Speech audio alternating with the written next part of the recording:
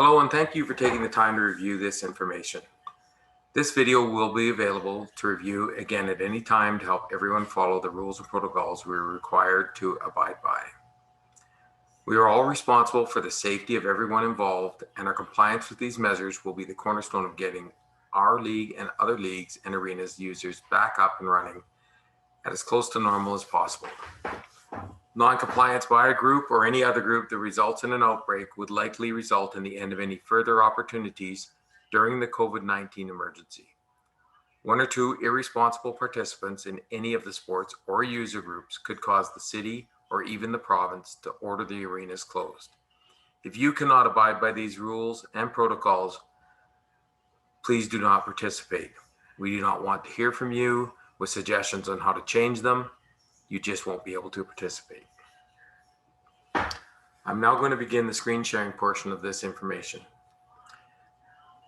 We ask that you review the PGRHL Return to Play document you see before you before watching this video.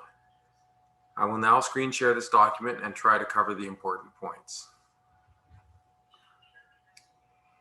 Here you can see the information on registrations. There's more detailed information that will be made available to you on the website and in the information in the Code of Conduct. Once the required payments are made, team reps will be contacted and asked to submit a team info form. Once we receive that and teams are registered, players will be asked to register. When they go to register, they'll be required to review the Code of Conduct, rules of play and protocols, and agree to those in order to register.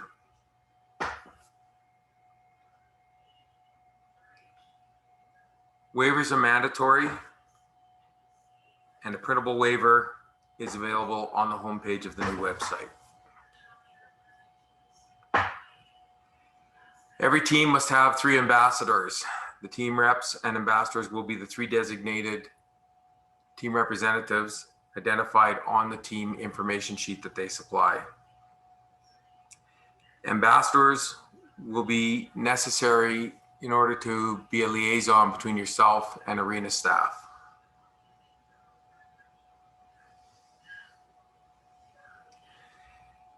Pre-game health check requirements. These are mandatory. The information you see here is easy to follow, and we have a automatic recording of everyone who does the health check, so it's very easy for us to make sure that everybody follows these requirements.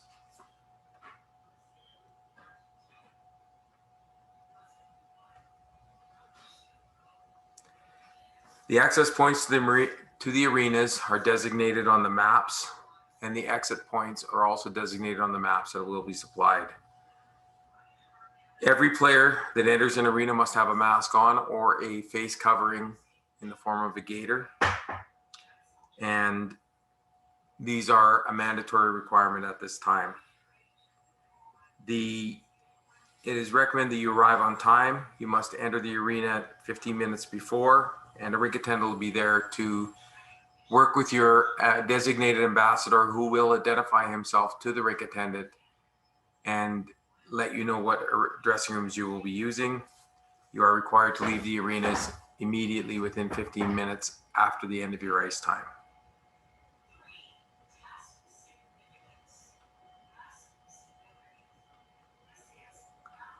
This information is some information supplied to help mitigate risk. Please review it all. This information here is in regards to using the dressing rooms, and that is part of the mask requirement.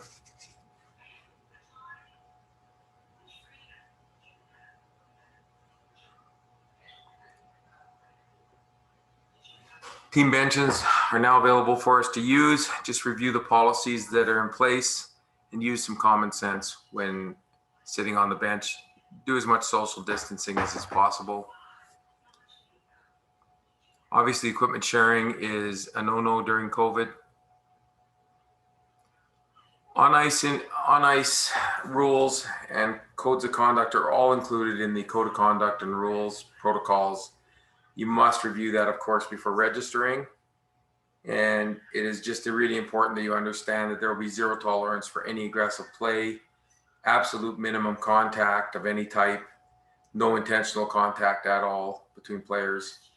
So that information is all available to you. Please review it and make sure that you follow those rules.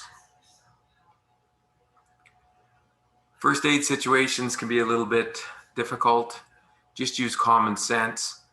Ideally, you will try to wait for a trained first aid person to come and help anybody who's in distress. But if necessary, you need to intervene, just be as careful as possible. Player travel. At this time, we just want players to be aware that if they travel outside the Northern Health region, that they use some good judgment when they come back and decide to return to play. And so this is some guidelines that they should use, and the health check will also help them make decisions on whether or not it's safe for them to go to the arena and participate in a game. Player illness. Again, the player illness situation is pretty important, and if you're not feeling well, just don't go and play. Follow the health check guidelines, and if the health check guidelines tell you after doing the health check that you are not safe to go and play, do not go and play, period. We'll be working with everyone on how to integrate sub players into your rosters, and that information will be readily available on the homepage of the website. We will also be posting some additional information from the return to play plan that we filed with the city, the Via Sport Phase 3 return to play sport guidelines, and the City of Prince George Community Arena to Safety Plan. It is recommended that you review that. I hope everyone can enjoy the return to play. We will face some challenges, and we'll just do the best we can with the options that are available to us. Thank you for taking the time to watch this video.